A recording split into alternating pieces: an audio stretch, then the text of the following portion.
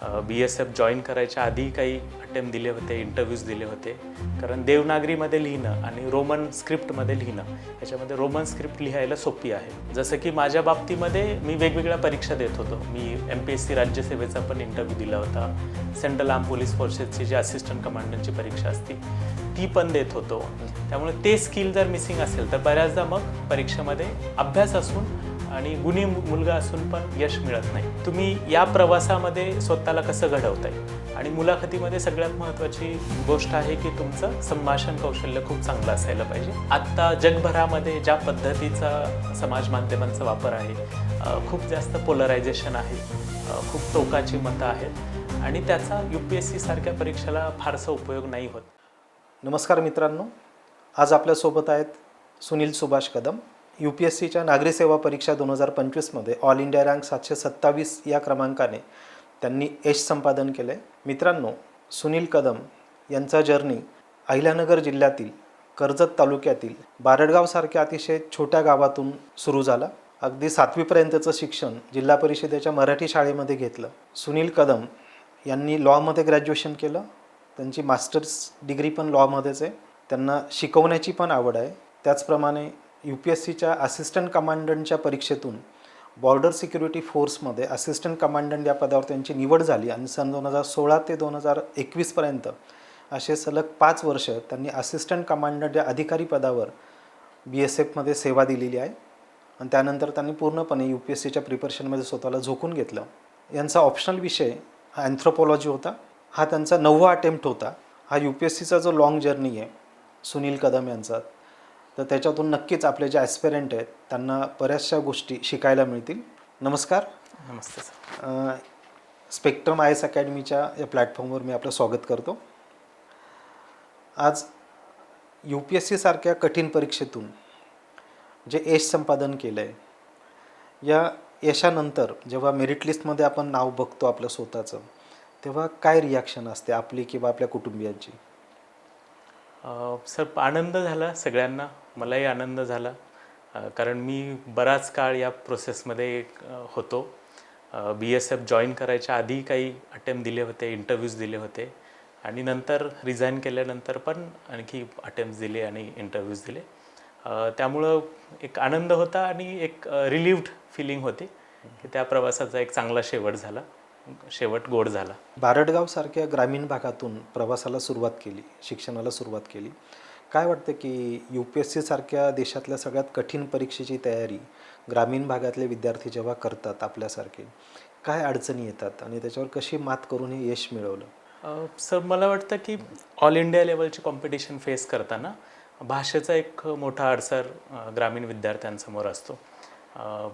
त्यातल्या त्यात मराठी विद्यार्थ्यांना तर इंग्रजी भाषेची अडचण आहे आणि ह्या भाषेचं साहित्य, ह्या भाषेची पुस्तकं, ह्या परीक्षेची पुस्तकं ही मूलतः इंग्रजीमध्ये अवेलेबल आहेत.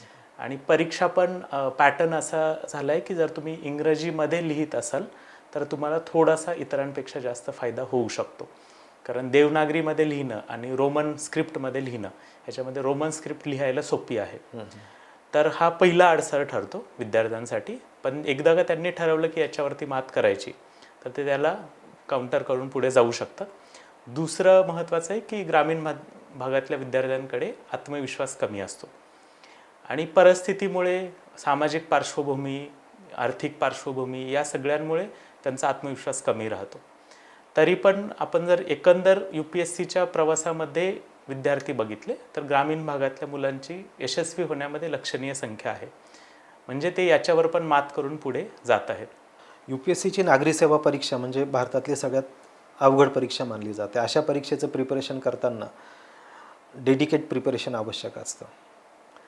2018 साली लग्न केलं. मग लग्नानंतर प्रिपरेशन डेडिकेटली करता आलं का? कसं मॅनेज केलं?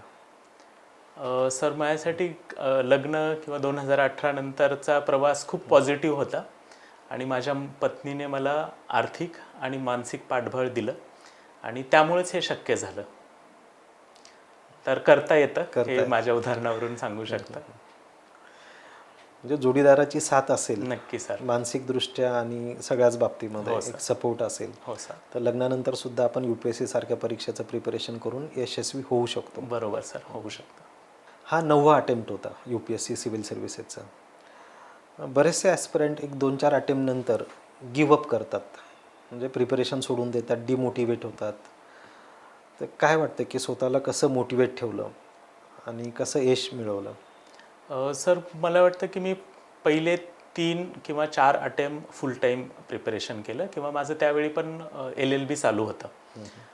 त्यानंतर मी जे 2 अटेम्प्ट दिले ते BSFमध्ये असताना दिले. आणि त्यानंतर पण मी BSFमधून आल्यानंतर मास्टर्स पूर्ण केलं आणि सोबत माझं कौटुंबिक आयुष्य पण पुढे चाललं होतं. त्यामुळे मला असं वाटतं की सगळं काही त्या परीक्षेवरती अवलंबून न ठेवता तुम्ही जर पॅरलल बाकीच्या गोष्टी पण चालू ठेवल्या आणि स्पेशली मला असं वाटतं की 3ऱ्या-4थ्या अटेम्प्ट नंतर प्लॅन बीचा पण विचार केलेला असेल. जसं की माझ्या बाबतीमध्ये मी वेगवेगळ्या परीक्षा देत होतो. मी MPSC राज्यसेवेचा पण इंटरव्ह्यू दिला होता. सेंट्रल आर्म पोलीस फोर्सेसची जी असिस्टंट कमांडंटची परीक्षा असती ती पण देत होतो आणि त्याच्यातून माझं सिलेक्शन झालं होतं. त्यामुळं मला असं वाटतं की हे जर बॅलन्स आऊट करता आलं तर मग ती पॉझिटिव्हिटी टिकू शकते. जर पूर्ण वेळ जर असे इतके अटेम्प्ट द्यायचं म्हटलं तर मग ते बॅकफायर होतं आणि त्या विद्यार्थ्याला त्याच्यातून यश मिळण्यापेक्षा मानसिक त्रासच जास्त सहन करावा लागू शकतो. म्हणजे एक प्लॅन बी म्हणून इतर एक्झाम पण देत राहिलं पाहिजे, म्हणजे नक्की त्याच सर. प्रिपरेशनचा उपयोग बरोबर. आपल्याला मग असिस्टंट कमांडंटची एक्झाम असेल UPSCची, महाराष्ट्र लोकसेवा आयोगाची राज्यसेवेची परीक्षा असेल किंवा तत्सम परीक्षा असतील, ह्या ट्राय करायला हरकत नाही. बरोबर सर. महाराष्ट्रातल्या ग्रुप बीच्या परीक्षा असतील किंवा CGL कंबाईन SSC ग्रॅज्युएट लेवलची जी SSC परीक्षा घेते ती परीक्षा असेल तर ह्या परीक्षामधून पण खूप चांगल्या अपॉर्च्युनिटीज आहेत. आणि मी जे की केंद्र सरकारमध्ये काम केले, केंद्र सरकारच्या एका एजन्सीमध्ये काम केले, मी बघितलं आहे की जरी ते ग्रुप बीच्या पोस्ट असल्या तरी पण खूप चांगलं एक्सपोजर आहे, खूप सन्मानाची पदं आहेत आणि त्यामुळं सरकारी सेवेमध्ये फारसं याच्याकडे बघू नये विद्यार्थ्यांनी पण की गट अ आहे की ब आहे. आपलं प्रिपरेशन करावं आणि जी संधी मिळेल त्याचा त्यांनी लाभ घ्यायला हवा. अगदी पहिला अटेम्प्ट तर 9वा अटेम्प्ट सक्सेसफुल अटेम्प्ट, तर काय लेसन मिळालं एवढ्या 9 अटेम्प्टमधून आणि स्वतःचा माइंडसेट कसा इव्हॉल्व झाला, कसे चेंजेस झालेत? मला असं वाटतं की सर UPSCची परीक्षा पेशन्स शिकवते. सोबत तुम्हाला जर तुम्ही डिसिप्लिन असाल तरच तुम्हाला यश मिळू शकतं. कारण इतका काळ कन्सिस्टंटली एकच गोष्ट करणं हे डिसिप्लिनशिवाय शक्य नाही आहे. त्यामुळे मला असं वाटतं की डिसिप्लिन, पर्सिव्हरन्स आणि पेशन्स ह्या गोष्टी मला या प्रवासाने खूप चांगल्या पद्धतीने शिकवल्या आणि मी पण माणूस म्हणून खूप इव्हॉल्व झालो या प्रोसेसमध्ये. मागे वळून जर बघितलं मागचे 8-9 अटेम्प्ट, तर काय वाटतं की आपण पहिल्या दुसऱ्या अटेम्प्टमध्ये जर असे बदल केले असते तर कदाचित आपला सक्सेसचा जर्नी लवकर कंप्लीट झाला असता? सर मला वाटतं की मी एकतर अटेम्प्ट द्यायला घाई केली. माझं कॉलेजचं 4थं वर्ष असताना माझी लॉची 5 वर्षांची डिग्री होती आणि मला 3ऱ्या वर्षी ग्रॅज्युएशनचं सर्टिफिकेट मिळतं, जो 5 वर्षांचा कोर्स आहे त्याच्यामध्ये. आणि मी 4थ्या वर्षीपासून अटेम्प्ट द्यायला चालू केलं. तर मला असं वाटतं की जोपर्यंत पूर्ण तयारी नीट होत नाही आहे तोपर्यंत अटेम्प्ट द्यायला नाही पाहिजे. अदरवाईज तुमचं त्याच्यातून यश मिळण्यापेक्षा अपयश पण येतं, वेळ पण खर्ची जातो आणि मानसिक ताण पण निर्माण होतो. त्यासोबत दुसरी एक गोष्ट की मला असं वाटतं की फक्त अभ्यास तेवढ्यापुरतं मर्यादित न राहता या परीक्षेसाठी खूप सारी कौशल्य गरजेचे आहेत. जसं की भाषा ही खूप महत्त्वाची आहे, कारण मुख्य परीक्षा पूर्ण भाषेवरती आधारित आहे. तुमचं लिखाण हे खूप चांगलं असायला पाहिजे, लिहिण्याचं स्पीड पाहिजे आणि जे मनात आहे ते व्यवस्थित व्यक्त होता आलं पाहिजे आणि कागद पेनची परीक्षा आहे. त्यामुळे ते स्किल जर मिसिंग असेल तर बऱ्याचदा मग परीक्षेमध्ये अभ्यास असून आणि गुणी मुलगा असून पण यश मिळत नाही. तर मला असं वाटतं की या गोष्टींवरती विद्यार्थ्यांनी जर आधीपासून नीट लक्ष दिलं तर त्यांना लवकर यश मिळू शकतं. लॉचा बॅकग्राऊंड आहे, लॉमध्ये ग्रॅज्युएशन केलं, पोस्ट ग्रॅज्युएशन केलं, तर UPSCच्या प्रिपरेशनमध्ये लॉ बॅकग्राऊंडचा उपयोग होतो का? कसा उपयोग झाला?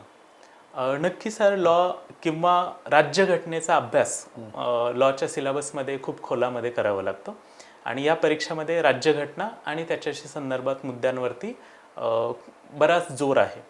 आणि पुढे जाऊन मुलाखतीमध्ये पण तुमची एक वेगळी पर्सनॅलिटी उठून दिसते की तुम्ही वेगळं काहीतरी केलं आहेत.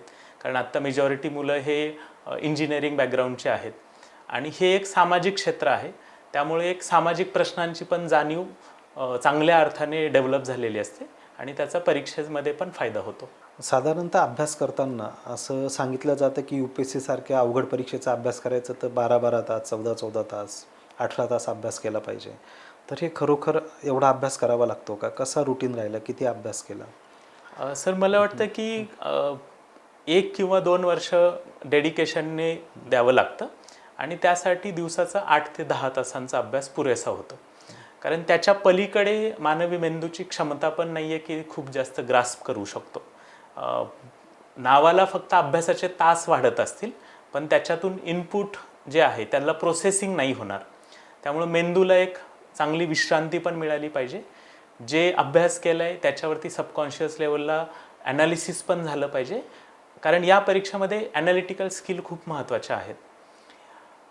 त्यानंतर दुसऱ्या अटेम्प्टनंतर मात्र मग विद्यार्थ्यांनी जरी एखादी छोटी मोठी नोकरी केली किंवा प्लॅन बी म्हणून ज्या बाकी परीक्षांबद्दल आपण बोललो त्याच्यातून एखादं पद मिळवलेलं असेल आणि मग पूर्वपरीक्षेच्या आधी 2 महिन्याचं जर सुट्टी घेतली किंवा मुख्य परीक्षेच्या आधी 3 महिन्यांची सुट्टी घेतली तरी पण ते विद्यार्थी पास होऊ शकतात. आणि अशी खूप सारी उदाहरणं आहेत की त्यांनी असं करून दाखवलं आहे.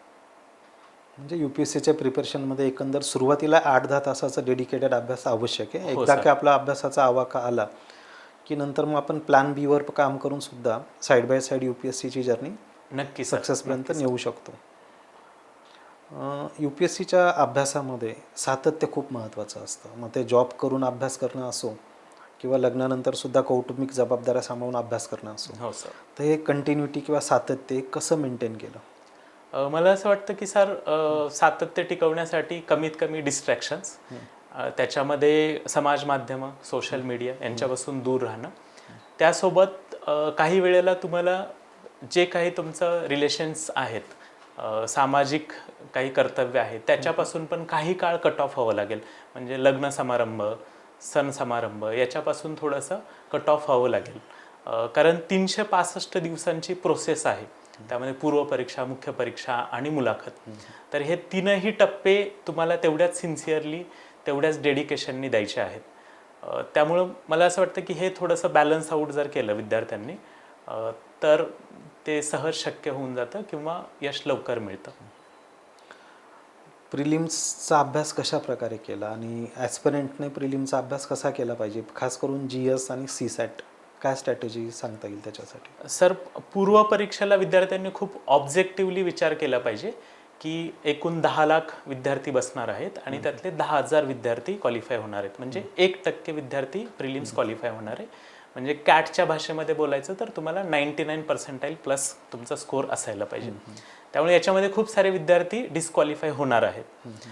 पण ज्या विद्यार्थ्यांनी बेसिक्स खूप चांगले केले, NCERTs नीट वाचलेले आहेत, त्यांचं कन्सेप्च्युअल क्लॅरिटी आहे आणि साधारणतः त्यांनी 8 ते 10,000 MCQs सोडवले आहेत. त्याच्यामध्ये एक 3-3,500 PYQs असतील, मागच्या वर्षींचे प्रश्न असतील आणि मग बाकी ज्या कोचिंगच्या टेस्ट सिरीज आहेत त्यांचा जास्तीत जास्त सराव केलेला असेल. कारण पूर्वपरीक्षेमध्ये पण फक्त अभ्यासाची परीक्षा नाही आहे सर, की तुम्ही त्या 2 तासांच्या परीक्षेच्या हॉलमध्ये जे काही वर्षभर, 1.5 वर्ष, 2 वर्ष वाचले त्याचा कसा वापर करताय आणि ते कसं इम्प्लिमेंट करताय याची ती परीक्षा आहे. त्यामुळे ते 2 तास तितकेच महत्त्वाचे आहे जेवढा तुमचा अभ्यास आहे. थोडक्यात म्हणजे NCERT बेसिक फाउंडेशन हे चांगलं असलं पाहिजे. शिवाय ते 2 तासाच्या परीक्षेत ॲप्लिकेशन ऑफ नॉलेज, जी काही इन्फॉर्मेशन, जे काही नॉलेज गॅदर केलं आहे ते प्रॉपर अप्लाय करता आलं तर मला वाटतं यश मिळवता येतं. हो सर. आणि आत्ता UPSC किंवा MPSCला CSATचा एक नवीन पेपर आहे. मागच्या 10-12 वर्षापासून ती पद्धत आहे. तर त्यामध्ये बरेचसे विद्यार्थी डिस्क्वालिफाय होतात किंवा नापास होतात. तर हे थोडंसं धोक्याची घंटा आहे. कारण ज्या विषयामध्ये तुम्ही पास व्हायलाच पाहिजे, त्याच्यावरती कट ऑफ ठरत नाही आहे, तर त्यामध्ये जर अपयश येत असेल तर मग विद्यार्थ्यांनी पण त्याचा नीट विचार केला पाहिजे की आपलं प्रिपरेशन चुकत आहे, वेगळ्या दिशेला जात आहे. तर आपण जो पेपर कंपल्सरी आहे त्यात तर क्वालिफाय व्हायलाच पाहिजे आणि मग पेपर 1मध्ये जास्तीत जास्त स्कोर आणण्याचा त्यांचा प्रयत्न असायला पाहिजे. बरेचसे ॲस्पिरंट CSAT थोडं लाईटली घेतात. हो सर. आणि CSATमुळेच कदाचित त्यांचा GSचा स्कोअर चांगला असून सुद्धा मेन्सपर्यंत ते पोहोचू शकत नाही. असे बरेच उदाहरणं आपल्यासमोर दिसतात. हो सर. तर CSATला तेवढं सिरियसली घेणं आवश्यक आहे, त्याची प्रॅक्टिस करणं पण तितकंच आवश्यक आहे. आता पूर्वपरीक्षेनंतर सगळ्यात महत्त्वाची म्हणजे मुख्य परीक्षा, ज्याच्या स्कोअरवरच आपण इंटरव्ह्यूसाठी निवडले जातो किंवा कदाचित एकंदरीत इंटरव्ह्यू आणि मेनचा स्कोअर, त्याच्यात मेनचा पार्ट मोठा असतो हो सर. जे आपल्याला पोस्ट मिळवून देते. तर या मेन्ससाठी ॲन्सर रायटिंगला खूप महत्त्व आहे. त्या ॲन्सर रायटिंगची कशी प्रॅक्टिस केली आणि खास करून की ज्या व्यक्तीला लिखाणाची आवड आहे, कारण सुनील कदम एक लेखक म्हणून पण परिचित झाले लोकांना, की बी दी फोर्स नावाचं एक चांगलं पुस्तक लिहिलं आहे, हो सर. ब्लॉग लिहिलेच सोशल मीडियासाठी. तर ही लिखाणाची आवड आणि यू पी एस सीची डिमांड मेन्सची, तर कशी सांगड घातली आणि कशी प्रॅक्टिस केली तर चांगला स्कोअर करता येतो मेन्समध्ये? सर मला वाटतं की लिखाण हे कौशल्य आहे आणि कोणतंही कौशल्य त्याचे वारंवार सराव केल्यानंतरच त्याची धार येते किंवा त्याच्यामध्ये तुम्ही पारंगत होत जाता. तर जे रायटिंग स्किल आहे मुख्य परीक्षेसाठी, त्याच्यामध्ये तुमचा जो विचार आहे, तुमचं जे ॲनालिसिस आहे किंवा तुमचा जो अभ्यास आहे तो त्या पेपरवरती उतरवता आला पाहिजे. आणि याच्यामध्ये जर बॅरियर असेल किंवा याच्यामध्ये जर गॅप असेल तर मग यश दूर जायला लागतं. आणि मला असं वाटतं की याच्यासाठी ज्यावेळी तुम्ही परीक्षेच्या अभ्यासाला सुरुवात करताय त्यावेळी खूप नाही पण दररोज 1 किंवा 2 प्रश्नांची उत्तरं जरी लिहिलीत तरी पण वर्षाच्या शेवटी तुम्ही 500 ते 700 प्रश्नांची उत्तरं लिहिलेली असतील.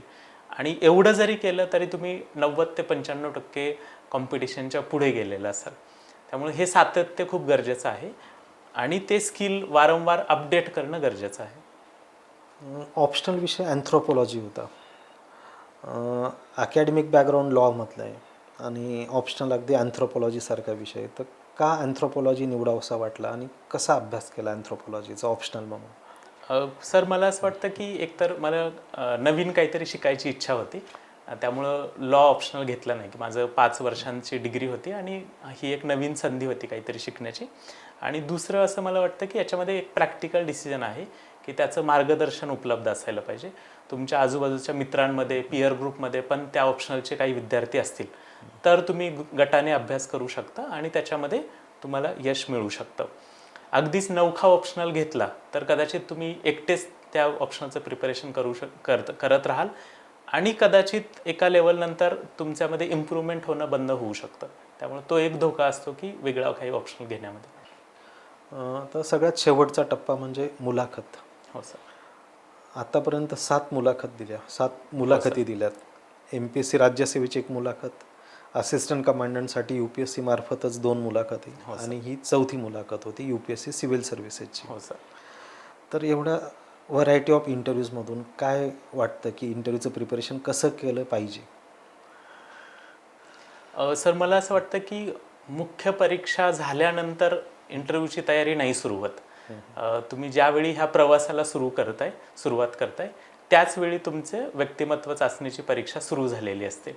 आणि मग तुम्ही या प्रवासामध्ये स्वतःला कसं घडवताय आणि मुलाखतीमध्ये सगळ्यात महत्त्वाची गोष्ट आहे की तुमचं संभाषण कौशल्य खूप चांगलं असायला पाहिजे आणि त्याच्यासोबत आत्मविश्वास असायला पाहिजे. बऱ्याचदा असं होतं की ज्या विद्यार्थ्यांचं तसं पाहिलं तर सामाजिक आर्थिक पार्श्वभूमी खूप चांगली नाही आहे त्यांना मुलाखतीच्या वेळी मग कुठेतरी आत्मविश्वास कमी पडतो आणि ते खूप गुणी विद्यार्थी असतात. आपल्यालाही वाटतं की त्यांचं व्हायला पाहिजे पण मग तिथे जाऊन ते कमी पडतात आणि शेवटी तो 25 ते 30 मिनिटांचा एक स्टेजवरचा शो असल्यासारखा आहे आणि तुम्ही त्या भूमिकेमध्ये जाऊन स्वतःला जास्तीत जास्त चांगल्या पद्धतीने प्रेझेंट केलं पाहिजे आणि याच्यासाठी भाषा आणि संभाषण याच्यावरती कमांड असायला पाहिजे.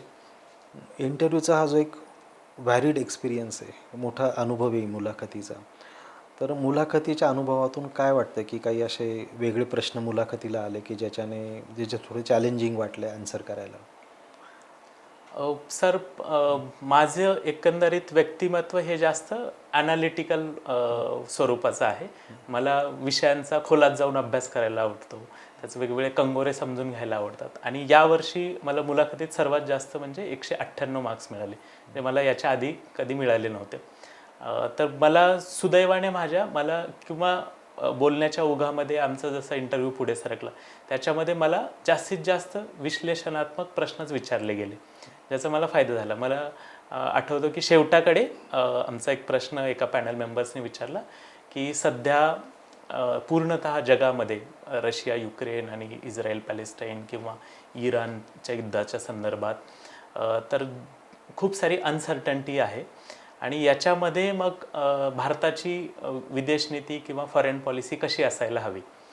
आणि त्यामध्ये मी सांगितलं की सर, ज्यावेळी पूर्ण जगामध्ये प्रत्येकजण आपापला विचार करतोय, प्रत्येकजण स्वार्थी झालाय, तर आपल्याला पण देश म्हणून आपल्या स्वार्थाचा विचार करावा लागेल आणि त्यावेळी प्रॅक्टिकल आपल्याला पॉलिसीज बनवाव्या लागतील.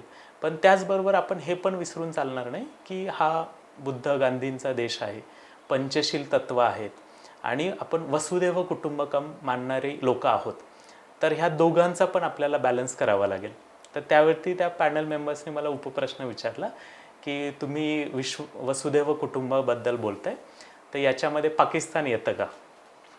आणि त्यावेळी मी सांगितलं की नक्की सर, पाकिस्तान पण येतं, कारण वसुधैव कुटुंबकमची ही जी काही कल्पना आहे किंवा ही जी संकल्पना आहे ती एवढी संकुचित नाही आहे. पाकिस्तान पण येतं किंवा आपले जे काही विरोधी असतील, विरुद्ध विचारधारेचे देश असतील, ते पण याच्यामध्ये येतात. पाकिस्तानबद्दल फक्त आपली एवढीच एक भूमिका आहे की त्यांनी तिकडून दहशतवादाचा पुरस्कार करणं बंद करावं, त्यानंतर आपले संबंध अधिक चांगले झालेले असतील. आणि मला असं वाटतं की त्या नोटवरती तिथं इंटरव्ह्यू तो संपला. तर बऱ्याचदा हे होतं की विद्यार्थ्यांमध्ये एक असं आहे की सरकारी पॉलिसीलाच सबस्क्राईब करणारं उत्तर द्यायला पाहिजे किंवा फारसं पॅनलच्या विरोधात जाणारं उत्तर असं. तुमचं जे काही विचार आहेत ते स्पष्टपणे मांडले पाहिजेत. शेवटी अधिकारी हा एक डिसिजन मेकर आहे आणि तुमच्यामध्ये जर निर्णय क्षमता नसेल, तुम्हाला जर अ की ब यापैकी बरोबर कोण हे निवडता येत नसेल, तर कदाचित मग अधिकारी म्हणून पण त्यांना निर्णय घेणं तसं अवघड होऊ शकतं. त्यामुळं हा एक मला असं वाटतं की मला त्याचा फायदा झाला आणि मला जे काही प्रश्न विचारले त्यामध्ये मी रोखठोक भूमिका घेतली. आणि मला फक्त त्याची तुलना करायला आवडेल की माझ्या मागच्या इंटरव्ह्यूला, ज्यावेळी मी फोर्समधून आल्यानंतर इंटरव्ह्यू दिला 2023च्या परीक्षामध्ये 24 साली, त्यामध्ये सर कुठेतरी माझ्या पर्सनॅलिटीमध्ये अजूनही सैनिक खूप प्रभावीपणे झळकत होता. आणि मी जी परीक्षा देतोय ती आहे एका सिव्हिल सर्वंटची, ज्याला राजकारण्यांशी जुळून घ्यायचं आहे, जनतेशी जुळून घ्यायचं आहे किंवा जे काही ऑफिस स्टाफ आहे त्यांच्याशी जुळून घ्यायचं आहे. तर त्यांना ती पर्सनॅलिटी नको होती. आणि हे माझं ज्यावेळी सिलेक्शन नाही झालं त्या अटेम्प्टला, त्यावेळी माझ्या लक्षात आलं की हा माझ्यामध्ये थोडासा विकनेस आहे आणि मी याच्यावरती काम केलं पाहिजे. त्यामुळे यावर्षी मी खूप कॉन्शियसली त्याच्यावरती विचार केला होता आणि मी ठरवलेलं की ठीक आहे, माझा तो एक इतिहास आहे, माझ्या त्या पर्सनॅलिटीमध्ये तिथले काही चांगले गुण पण आहेत, पण तिथल्या काही गोष्टी आहेत की ज्या सिव्हिल सर्वंटसाठी चांगल्या नाही आहेत, तर त्या मी सोडल्या पाहिजेत. आणि त्या मी यावेळेस खूप कॉन्शियसली सोडण्याचा प्रयत्न केला आणि मला वाटतं की त्याचा फायदा झाला मला. बॉर्डर सिक्युरिटी फोर्समध्ये असिस्टंट कमांडंट म्हणून 5 वर्ष सर्व्हिस केली आहे. त्याचा प्रिपरेशनमध्ये खास करून इंटरव्ह्यू असेल किंवा ओव्हरऑल प्रिपरेशन असेल UPSC नागरी सेवेचं कसा उपयोग झाला? सर, एकतर कोणत्याही फोर्समध्ये तुमचं बेसिक ट्रेनिंग असतं वर्षभराचं आणि ते खूप अवघड ट्रेनिंग असतं. आणि मी तर पुढे जाऊन कमांडो पण केला होता, जो की स्पेशल कोर्स असतो 70 दिवसांचा आणि खूप कठीण असतो तो. तर मला असं वाटतं की ह्याच्यामधून या प्रवासासाठी मला जी शिस्त हवी होती ती माझ्यामध्ये खूप सहजपणे आली होती. आणि त्यामुळं माझ्याकडून फारसे डिस्ट्रॅक्शन्स किंवा कुठेतरी आपल्याकडून जीव कमी टाकला जातोय असे प्रकार नाहीत घडले. आणि मी जे काही 3 अटेम्प्ट दिले सर्व्हिस सोडल्यानंतर, ते खूप चांगल्या पद्धतीने खूप चांगलं प्रिपरेशन करून दिले आणि त्यातले मी 2 वेळा मुख्य परीक्षा पास करून इंटरव्ह्यू पण दिला सर. असिस्टंट कमांडंट हा एक स्टेबल आणि प्रेस्टिजियस जॉब UPSCच्या मार्फत मिळाला होता बॉर्डर सिक्युरिटी फोर्समध्ये. तर का असं वाटलं की त्या पदाचा राजीनामा द्यावा आणि UPSCसाठी पूर्णपणे स्वतःला प्रिपेअर करावं? नक्की सर, जसं की तुम्ही म्हणालात की ही खूप प्रेस्टिजियस सर्व्हिस आहे, सन्मानाची आहे आणि खरंच खूप चांगली सर्व्हिस आहे. आणि माझ्या मनात कुठेही हे असं नाही आहे की सिव्हिल सर्व्हिसेसमधून जी काही पदं मिळतात IAS IPS ती याच्यापेक्षा काहीतरी उजवी आहेत वगैरे. मला असं वाटतं की सगळ्या सर्व्हिस देशाला गरजेच्या आहेत आणि त्या प्रत्येकाचं तेवढंच महत्त्व आहे. 5 वर्षांच्या सेवेनंतर माझ्यासाठी एक त्यावेळी 2 प्रश्न निर्माण झाले होते. एकतर माझ्या पत्नीला पण करिअर करायचं होतं आणि मग फोर्सच्या लाईफमध्ये आम्ही दोघं तसं मग दोन वेगवेगळ्या क्षेत्रामध्ये करिअर करत एकत्र राहणं शक्य नव्हतं. तर आम्हाला असं वाटलं की आम्ही जर एकत्र राहायचं असेल तर हा निर्णय घ्यावा लागेल. आणि दुसरं मला असं वाटलं की माझ्यामध्ये कुठेतरी बॅक ऑफ द माइंड कुठेतरी तो आधी मी अटेम्प्ट दिले होते किंवा त्या बाजूने विचार करायची पद्धत निर्माण झाली होती. त्यामुळं मी ज्यावेळी मिझोराममध्ये असताना आमचं जे एक्स्ट्रा करिक्युलर कामं असतात ज्याच्यामध्ये आम्ही सिव्हिक ॲक्शन ड्युटीज म्हणतो किंवा ऑपरेशन सद्भावना असते की छोट्या मोठ्या शाळांमध्ये काहीतरी आम्ही कार्यक्रम आयोजित करतो, त्यांना काही स्टेशनरी काही फर्निचर देतो किंवा छोटे मोठे रस्ते बनवतो, एखादा छोटा मोठा पूल बनवतो, हे आमचं एक्स्ट्रा करिक्युलर ॲक्टिव्हिटीजमध्ये येतं आणि त्यासाठी आम्हाला छोटासा फंड पण मिळतो. आणि ती काम करत असताना मला मिझोराममध्ये त्याच्यामध्ये जास्त आनंद वाटायला लागला. त्यामुळे मला असं वाटलं की कदाचित माझ्या पर्सनॅलिटीमध्ये तो भाग तिकडे आकर्षित होणारा जास्त आहे. तर अजूनही वेळ नाही गेलेली, रिस्क घेऊयात आणि करण्याचा प्रयत्न करूयात. सो ते रिस्क घेतली आणि त्याचं फळ पण मिळालं, सो त्याचा आनंद आहे सर. लिखाणाची आवड आहे आणि बी दी फोर्स हे एक पुस्तक लिहिलं आहे. हो सर. तर कुठून इन्स्पिरेशन मिळालं आणि बी दी फोर्स हे पुस्तक कशाबद्दल आहे? सर ज्यावेळी मी सिलेक्ट झालो 2015 साली आमचा परीक्षेचा निकाल आला होता, त्यावेळी अगदी असिस्टंट कमांडंट काय पद आहे हे सांगताना पण माझी दमछाक व्हायला लागली की प्रत्येकाला समजून सांगावं लागायचे की असे फोर्सेस आहेत, BSF, CRPF, CISF, SSB, ITBP ह्यांचं एक विशिष्ट काम आहे आणि त्याच्यामध्ये हे खूप मानाचं पद आहे, खूप जबाबदारीचं पद आहे. आणि त्यावेळी पण मला असं, मी ज्यावेळी आजूबाजूची माझ्याबरोबरची प्रिपरेशन करणारी मुलं बघत होतो, विद्यार्थी बघत होतो, त्यांच्यामध्ये पण फारसा अवेअरनेस नव्हता या परीक्षेबद्दल किंवा फोर्सेसबद्दल. आणि मला असं नेहमी वाटत राहिलं की आपण शिवाजी महाराजांचे मावळे असलेली लोकं आहोत आणि आज 21व्या शतकामध्ये त्या क्षेत्रामध्ये आपली लोकं का नसावीत. तर म्हणून विद्यार्थ्यांना मोटिवेट करण्यासाठी आणि त्यांना ह्या क्षेत्राविषयी माहिती व्हावं आणि जर त्यांच्यातल्या काही लोकांना प्रेरणा मिळू शकली तर त्यांना एक मार्ग दिसावा, या उद्देशाने मी हे पुस्तक लिहिलं होतं सर. म्हणजे थोडक्यात बी दी फोर्स हे आर्म फोर्सेसमध्ये मुलांनी जावं, हो सर. खास करून मराठी तरुणांनी करिअर करावं अधिकारी म्हणून, हो सर. त्याच्यासाठीचं माहितीपूर्ण पुस्तक आहे. हो सर. नक्कीच त्या पुस्तकाचा आपले विद्यार्थी वाचक उपयोग करतील. मग ती UPSC मार्फत घेणारे तरी NDAची परीक्षा असेल, हो सर. CDSCची परीक्षा असेल, असिस्टंट कमांडंटची परीक्षा असेल, तर याच्यासाठी नक्कीच त्यांना करिअर कुठले आहेत त्याच्यातून ते कळेल आणि फायदा होईल. नक्की एक सर. चांगलं पुस्तक तुमच्या हातून लिहिलं गेलं आहे. Thank you sir.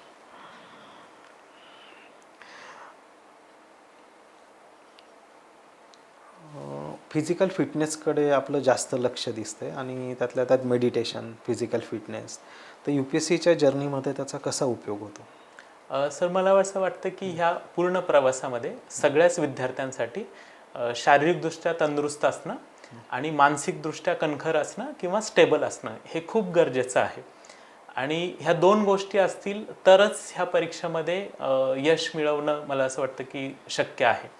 त्यामुळं मी 2024मध्ये विपश्यना कोर्स पण केला आणि त्याच्या आधी पण मी माझ्या लेवलला मेडिटेशन करत होतो. पण तिथून पुढे विपश्यना कोर्स नंतर त्याला चांगल्या पद्धतीने एक दिशा मिळाली.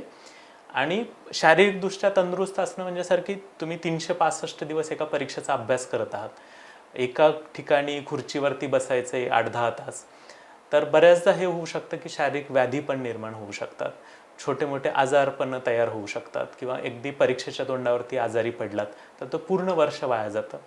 तर हे टाळण्यासाठी ह्या दोन गोष्टी खूप महत्त्वाच्या आहेत आणि बऱ्याचदा विद्यार्थी याच्याकडे दुर्लक्ष करतात. तर मला असं वाटतं की तुम्ही शरीर आणि मन हे दोन स्वस्थ असेल तरच असं काहीतरी पुढे परीक्षेमध्ये यश मिळणं तुमच्यासाठी सहज शक्य होतं.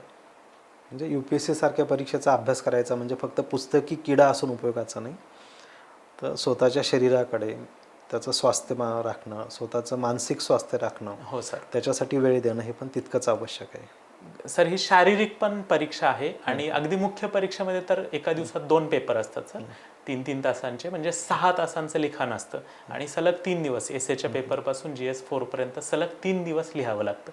तर याच्यासाठी सर शारीरिक कणखरपणा असायलाच पाहिजे. आणि कदाचित बऱ्याचशा होतकरू मुलांचं न होण्यामागे कारण हेही असू शकतं की कुठेतरी शारीरिक क्षमता कमी पडते, ते त्यांच्या लक्षात येत नाही. की असं वाटू शकतं की आम्हाला पैलवान नाही व्हायचं, आम्ही तर बौद्धिकदृष्ट्या मजबूत होतोय, कणखर होतोय, पण ही शारीरिक पण परीक्षा आहे सर. आता हे AI चं ChatGPTचं युग आहे. सोशल मीडिया पण विद्यार्थ्यांना काहींना हेल्प करतो, काहींना डिस्ट्रॅक्ट पण करतो. तर UPSCच्या जर्नीमध्ये काय वाटतं की सोशल मीडियाचा उपयोग होतो की डिस्ट्रॅक्शन जास्त होतं? सर मला असं वाटतं की समाज माध्यमांमध्ये आत्ता जगभरामध्ये ज्या पद्धतीचा समाज माध्यमांचा वापर आहे, खूप जास्त पोलरायझेशन आहे, खूप टोकाची मतं आहेत आणि त्याचा UPSC सारख्या परीक्षेला फारसा उपयोग नाही होत. उलट डिस्ट्रॅक्शन होण्याची जास्त संभावना आहे किंवा आपली मतं जी की एक सिव्हिल सर्वंटची मतं खूप बॅलन्स्ड असायला पाहिजेत अशी न राहता ती टोकाची मतं होऊ शकतात. त्यामुळे समाज माध्यमांपासून जेवढं जास्त विद्यार्थ्यांनी दूर राहता येईल तेवढं ह्या परीक्षेसाठी चांगलं आहे आणि त्यांनी मानसिक स्वास्थ्य पण त्यांचं राहू शकतं. पण त्याचसोबत जे तंत्रज्ञान नव्याने तयार होते जसं की ChatGPT सारखी गोष्ट आहे की ज्याचा मी या अटेम्प्टच्या वेळेस खूप एक्सटेन्सिव्हली वापर केला आणि त्याचा मला खूप फायदा झाला. कारण ChatGPT कदाचित जे तुम्हाला एक खूप चांगला शिक्षक 24 तास तुमच्यासोबत असल्यावरती जे तुम्हाला मार्गदर्शन मिळू शकतो, अगदी त्याच्या बरोबरीचं ते मार्गदर्शन अवेलेबल आहे आणि 24/7 आहे. सो त्याचा खूप जास्त चांगला वापर केला जाऊ शकतो, पण त्याच्यामध्ये वाहवत नाही गेलं पाहिजे. आता ChatGPTमध्ये एक धोका हाही होऊ शकतो, जर विद्यार्थ्यांनी खूप सुरुवातीच्याच काळात ChatGPTवरती डिपेंडन्सी वाढवली तर तुमची मानसिक विचार करण्याची क्षमता कमी होऊ शकते आणि तुमची डिपेंडन्सी ChatGPTवरच वाढू शकते. मग त्याचाही नाही फायदा होणार. त्यामुळे एका बेसिक लेवलपर्यंत स्वतःला डेव्हलप करावं लागेल, स्वतःची मानसिक ॲनालिटिकल पॉवर वाढवावी लागेल आणि त्यानंतर मग मदत लागली तर ChatGPTची मदत घ्यायला हवी. थोडक्यात आपली ओरिजिनॅलिटी मेंटेन करून स्वतः मेहनत घेऊन ChatGPTचं एक मदत घेणं, योग्य त्या ठिकाणी त्याचा उपयोग करणं हे जास्त उपयोगाचं हो असेल. सर.